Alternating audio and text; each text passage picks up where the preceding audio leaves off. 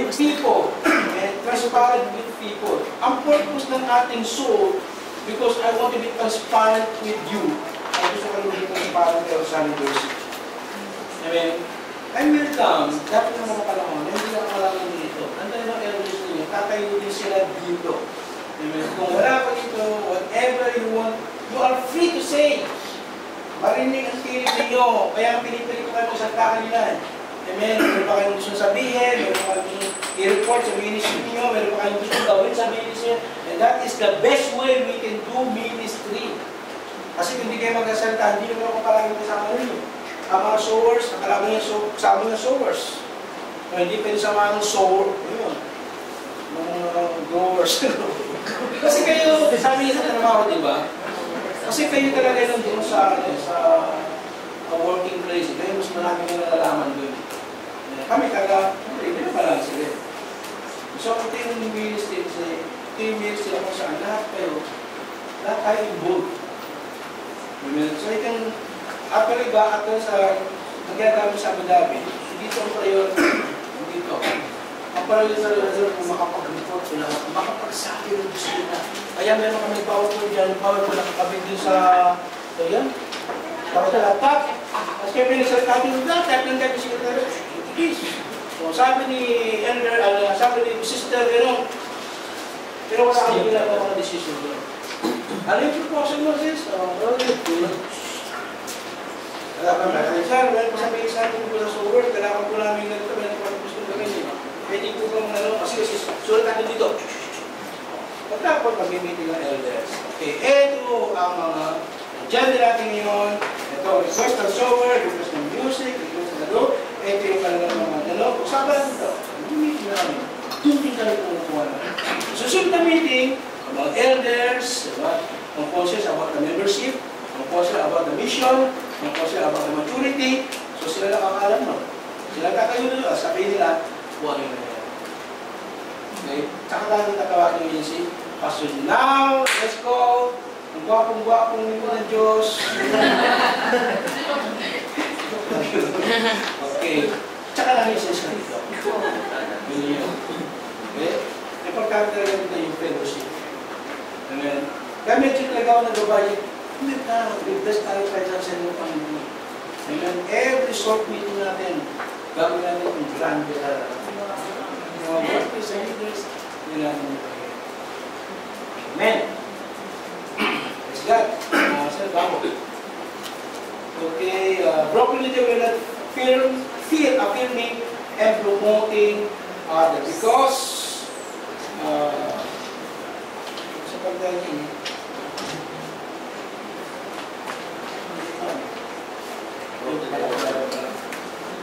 okay, amen. Because he seeks to extend the kingdom of God and not his own. He rejoices in the success of others, even when they exceeded his own. Okay? I-promote, hindi para sa kanyang sarili, hindi para sa kanyang ng Panginoon. At nagagalak siya. Amen. He rejoices in the success of others. Hindi na hindi. Parang kasi may mga pastor na sila, ako pray ko, mag-bless ang Panginoon, ang magaling ng mga pastor, magaling maharal.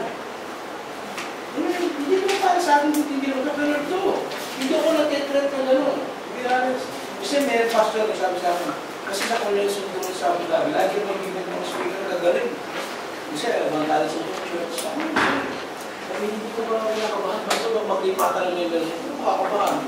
Wala naman kumahalis. Hindi, yung mga sumasama sa pastor lang, pag alis, pastor na lang kumahalis. Joke lang. Hindi siya nasisecure ng mga ganong bagay kasi I know that it's not his kingdom. He's not the owner, he's not the founder, the CEO, the president. This church belongs to God. Good. Hindi natin yung secure sa mga ganong bagay. Amen? Hindi sila tetret kapag yung elders mas magaling mga aral sa sabi. Hindi, pasal ka sa beses kila ng isang buwan. Nabawasan ng isla. Balik mo dyan, galing ata ito ah. Okay, no, isang beses kila lang sa laman dalawang buwan. Akin 5. Natetret siya, hindi dapat. Dapat matuwa. Mas maraming elders, di ba, na nangangaral. Sila May mga example na yung magaling, mahusap ka. Ano kayo? Amen? Hallelujah. Sabi natin mga leaders. Kaya mag-press up ng mga leaders. Ay, mga leaders, may mga ano pa, dapat may mga leaders na lumalapat. May sumusunod siya yung dapat. Okay? A broken leader is transparent with his people. He refuses to hide behind walls of pretense and act like a super saint who never even think of sin. Nakakita naman kayo ganito? Yung leader, pakaramdam niya, hindi na siya nagkakasala. Dito, he refused to hide behind walls, pretense, and act like super saint. Whoever, hindi akong magawa na ito. Nakuha ko lang ito sa book, ha? Pasal yun, pinag-personal. Pasal lang yan, no? Sabi nga, who never even think of sin. Amen? Banal na siya. He deals gently with those who struggle because he admits his own struggle. He does not look down on others. Okay. So, dapat transparent daw. Okay? Okay. He refuses to hide behind walls of pretense, kapanggap, and act like a super saint who never even think of his sin. Okay, transparent people, he deals gently with those who struggle because he admits his own struggle. Ito yung mga broken. Okay? He does not look down others, but walk alongside them in humility. Okay? Ano ka? Sa music, nagpunta ka sa music, yung leader ka, ano ka lang? Kasintunado ka, baka mo lang bibig mo, ma-enjoy na nila yun. Tapos, pastor, kumakanta rin, pero wala namang sound. Lip-sync lang. Natutuwa naman yung mga, ano mo, di ba? Yung mga musician, talagang, nakaka-bless na si pastor, no? Ano mo, kumakanta rin sa atin, no? Huwag may tulad ito. Nakala mo kumakanta yun. Sumasayaw din sa drums, kasi nakatiga sa katawan, dumadans din si pastor, di ba? Transparent siya. Okay? And even when his positions demand that he take disciplinary measure, he acts with gentle and with discipline din, but with gentle. Broken leader.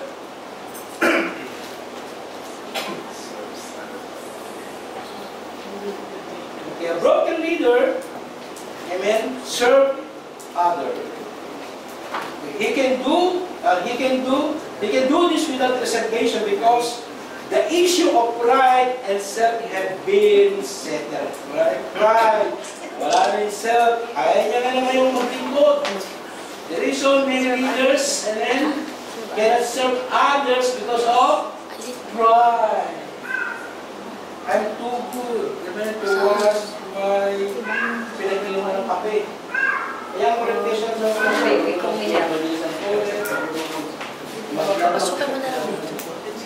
Amen? I'm too holy. Okay. The broken leader is secure in who he is and is not fighting for position or trying to impress others. Hindi sa position, siya trying, fighting for his position. Napakaramdam niya na wala nang pwedeng makaano sa akin ng posisyon na ito. Mamapakay ako dito sa posisyon na ito. Pinatay na nito. Namatay. Tiyan lang pwedeng tumayo.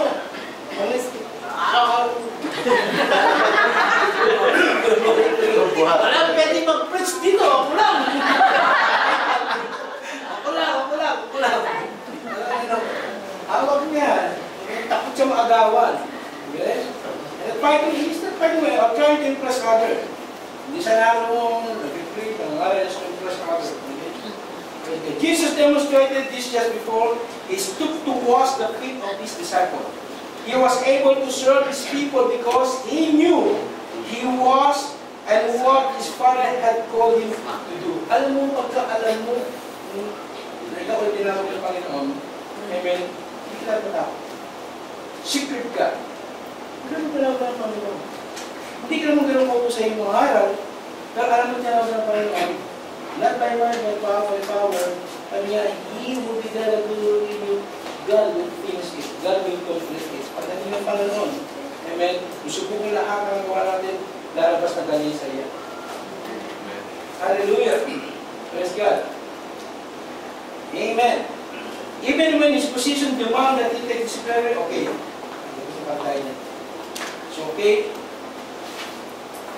Praise God. The world needs these kinds of leaders. Our home needs this sort of people. The church waits for men and women who will model Jesus' command to die daily. Your school of business cries out for a broken leader. The question is, are you willing today to die? What is the question here? Are you willing today to die? Are you willing to give up the characteristics of soul that are still in your life? Are you willing to say, Jesus, I need to be cleansed. I am flying around a lot of salt. Okay. I'm carrying around a lot of salt. I see it in my attitude towards people, in the way I respond to authority, and in the way I respond to my spouse. So, ito sabi ko sa'yo. Go ahead. Do it now. Go ahead and do it now. Allow Christ to break you and empty you of self. Then and only then will He be fully seen in you. Take some time alone with God, prayerfully reflecting on the teaching of this chapter in book na ito. Complete the action assignment and open yourself to the Word of God. Ito yung mga assignment natin. Would you, meron ba dyan? Hindi ko lang, wala eh. Would you say that you have had a broken point?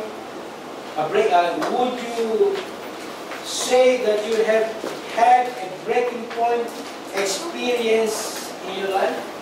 Siguro lahat naman tayo meron.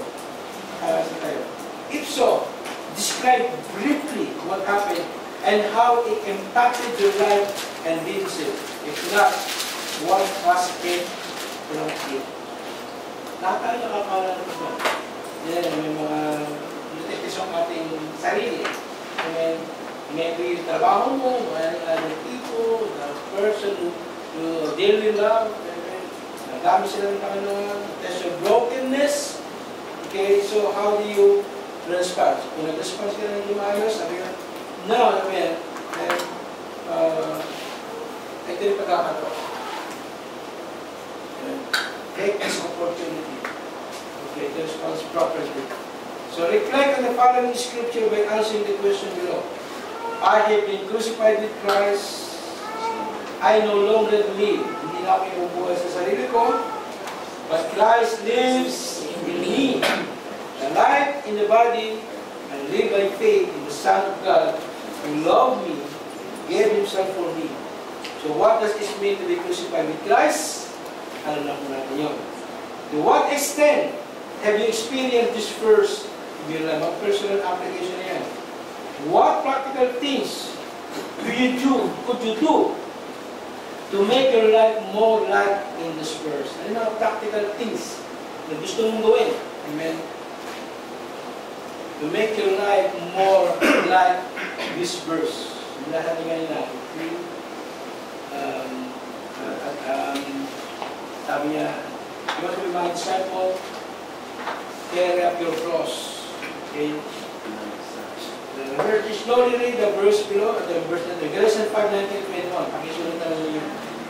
The act of sinful nature are obvious: sexual immorality, impurity, debauchery, idolatry, witchcraft, hatred, discord, jealousy, fits of rage, ambition, dissension, passion, envy, brokenness, all this, and like this. Okay. Meditate natin yan. Praise the Lord. So look at the proud people or broken people who give. Okay. Okay. Amen. Amen. Lord. Okay, so the most important part of our devotional study is application. Okay? Praise God. So meron mo ba tayo tutunan? Amen. Amen. Praise the Lord. So, sa ating pag-iing sa Panginoon, hindi lamang knowledge, hindi ang character. Amen. Bilang mga leaders, ang mga magagawa ng Panginoon na we are expecting the set at next time. Are you willing? God dwells in the willingness of His people. If you are willing, God will help us. Okay? So, sa mga susunod na Fridays, and second Fridays, wala pa na tayong show.